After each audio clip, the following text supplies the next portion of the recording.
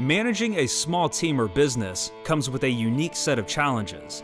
With limited resources and manpower, it's easy for things to feel chaotic and out of your control. How can you, as a leader, accomplish your goals while keeping your team engaged, effective, and accountable? This podcast will give you practical strategies you can implement now to lead your team or business to reach its fullest potential.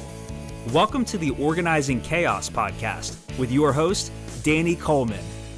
Hey, what's going on, guys? Thanks so much for tuning in to another episode of Organizing Chaos, where we find small practical strategies for small teams and small businesses.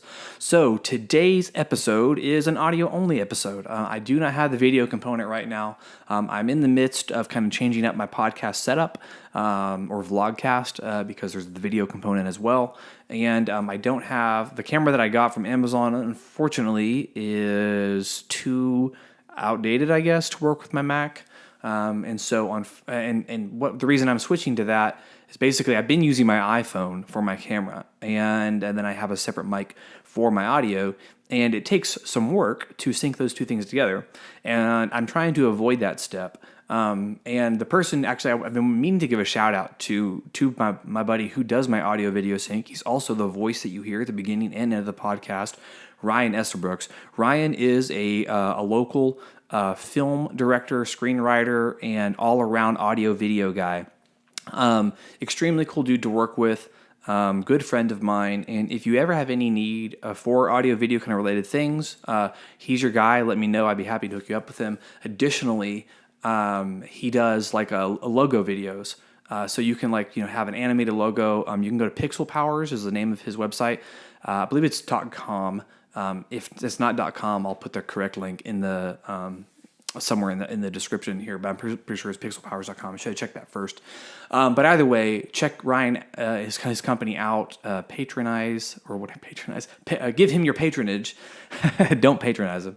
And like I said, if you ever want a direct connection, just be sure to email me, dannycoleman.me. I'd be happy to hook you up with him.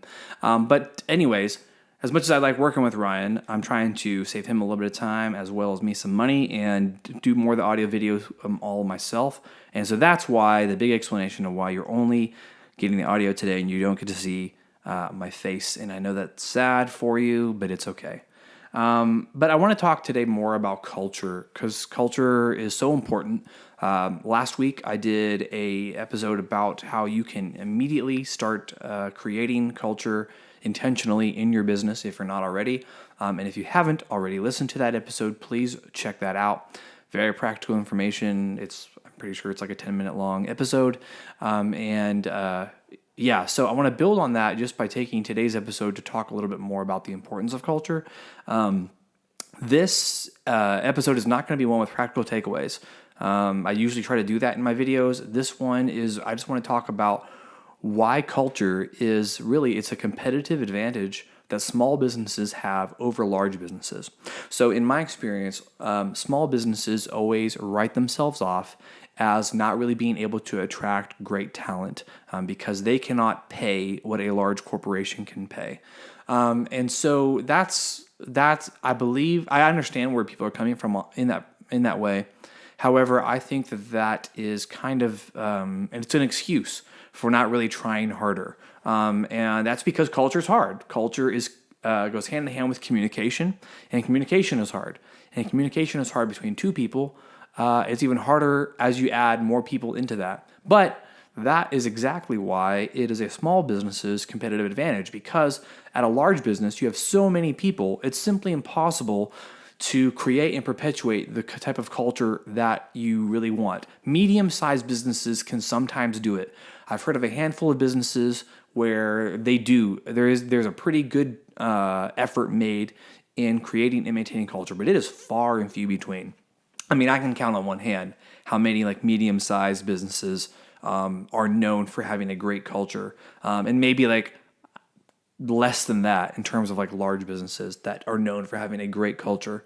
And even when I say known for having a great culture, you really don't know. You might hear rumors and there might be articles written and stuff like that, but you don't really know until you talk to a handful of the employees. But I digress.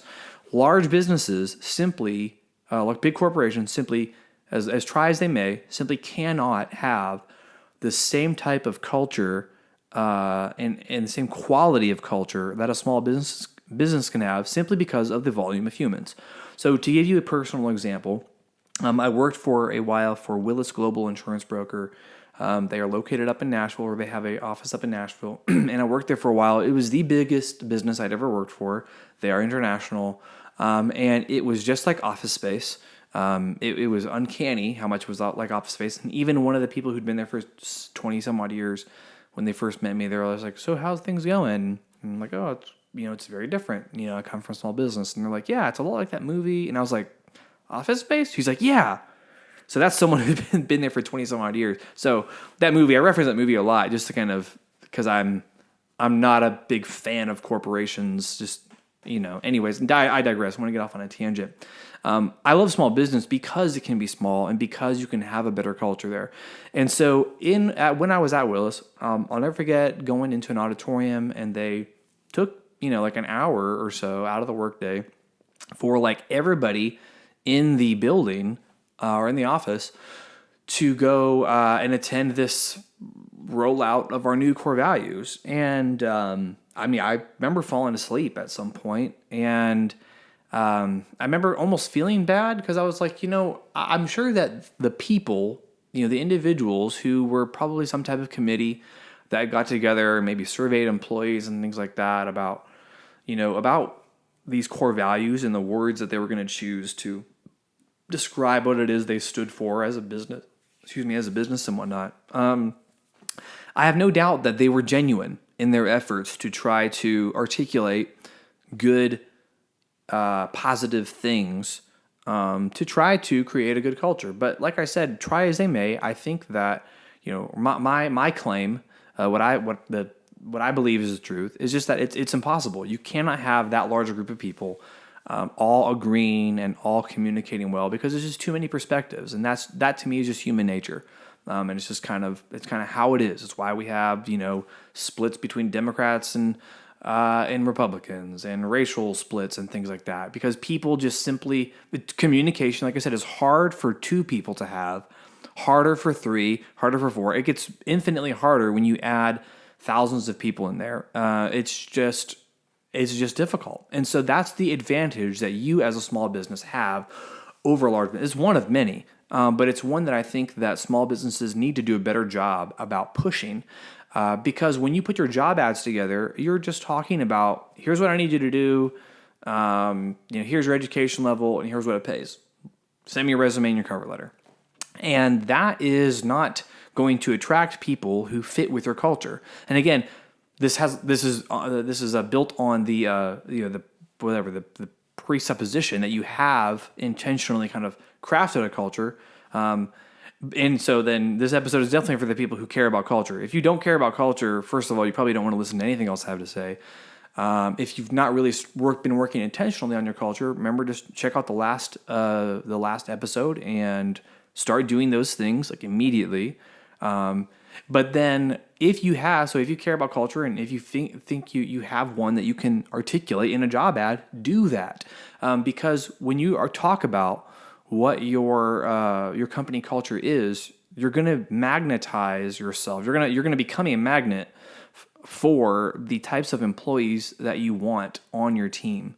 The type of people you want on your team are going to read about your culture and be like, I like that. That resonates with me. That's different from my last job. I want to go there.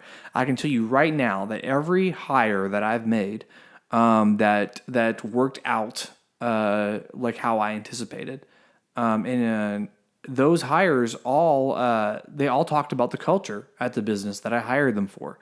That was something that drew them in, whether it was a hire I did for my own business or businesses that I worked at before, or for companies or small businesses that I've consulted for, and have done some hiring on their behalf, some recruiting and whatnot. The culture is always when I ask people, one of my questions I always ask in an interview is, what is it about the job ad that stood out to you?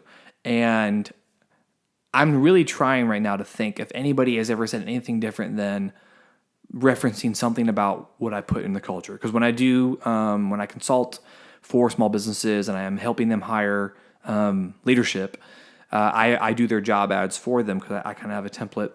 And in that, I always have in that template is where we talk about your culture. What are the things you care about? What are the values you embrace? What are the interesting or unique things about your business? And so when you're small, you have so much more flexibility.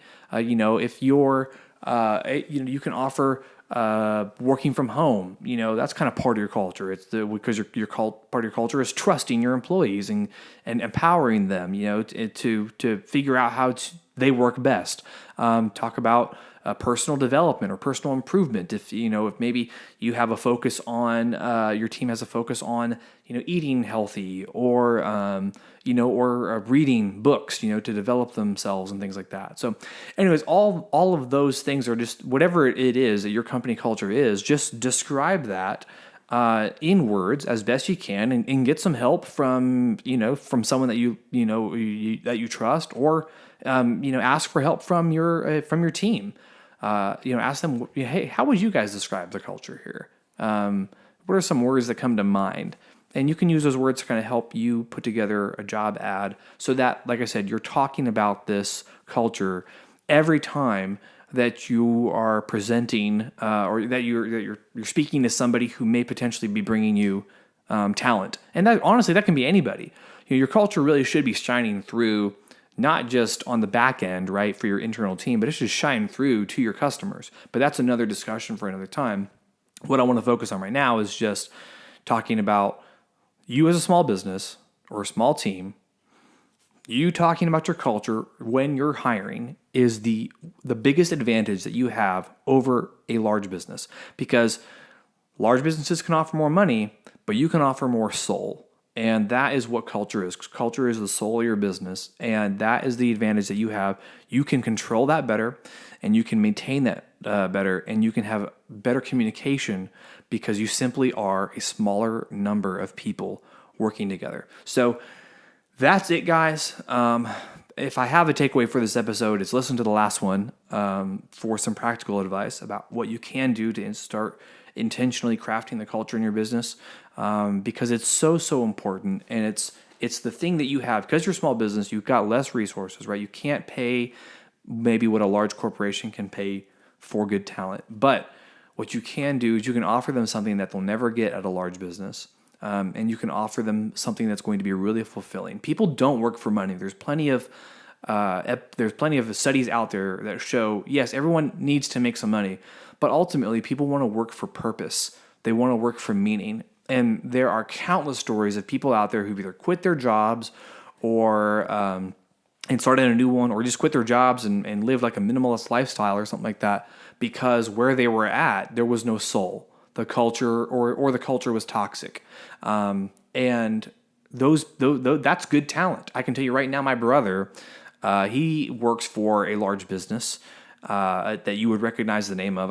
I didn't talk to him about mentioning him on the podcast before, so I don't want to do anything. I don't want to mention the company's name. But anyways, it's a company that you would definitely know the name of, and he makes good money, especially for a single dude. And he's quitting to go backpack around Southeast Asia, which is super cool. But the biggest reason that he's doing it is because where he's working is crushing his soul. It's squeezing life out of him. And so he's going to try to get some of that life back by doing something interesting like that. And instead, people are doing that in droves right now, especially the millennial generation. I think the millennial generation gets a bad rap, but I'm part of it, and I know a lot of people who are starting businesses right now are also part of that generation, and we care a lot about purpose and a lot about culture in a business. And if you don't have it, we're not going to stick around. So again, this is the second time I'm now concluding this podcast episode, but I just want to drive it into the ground, just how important culture is and how it is the special thing about your small team or your small business. So take that, leverage it to the moon, and pull in the type of talent that you want to have on your team, the kind that is going to take your business or your small team to the moon. So thanks so much for listening, guys. Hope that this audio-only version was interesting enough for you to stay the whole way through. And like, share, comment, subscribe, all that fancy jazz. And always hit me up at danny@dannycoleman.me for any kind of topic ideas, or if you're interested in being interviewed on my podcast or interested in having me on your podcast. And leave me a review. Those reviews really help me get my message out there to the masses. I really care about small business, and I love what it can be, the potential that a small business has. And so I want to get that message out there. Those reviews really help. Like I said, if this resonated with you, or if you think it might resonate with somebody else, go ahead and send this to that person. I really appreciate it. You guys have an awesome rest of your day, and I'll see you on the next episode. Thanks. Want more? Go to DannyColeman.me to download Danny's free small business hiring guide, which includes tips, templates, and tools, plus a step-by-step process you can use to find and keep high-quality employees for your small team or business.